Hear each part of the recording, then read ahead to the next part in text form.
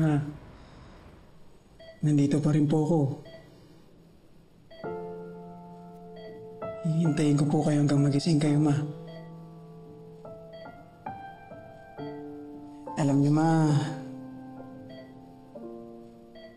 ang dami ko po naiisip na pupuntahan natin. Tuturuan pa nga po kita mag-swim, di ba? Tapos, Ma, sasama rin po kayo sa mga laban ko. Lalo na po sa ibang bansa, di ba?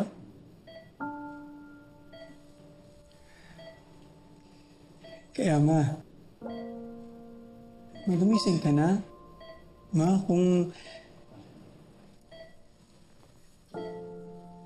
natatakot po kayo, Ma, huwag po kayo matakot kasi, Ma, nandito po ako.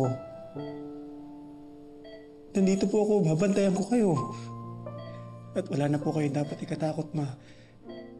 Kasi nahuli na po yung taong may gawa nito sa'yo. Mabubulok po siya lalayo sa kulungan, Ma. Ma? Ma? Nurse! Nurse, gising na ang mama ko! Gumalaw ang kamay niya!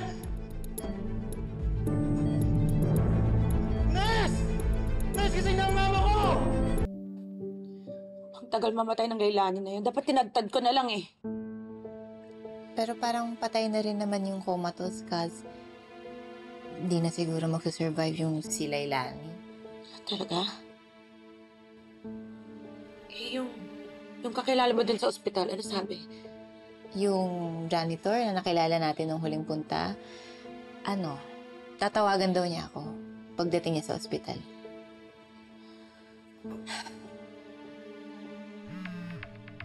Ito na pala eh. Hello, Rene? Kamusta si Lailani?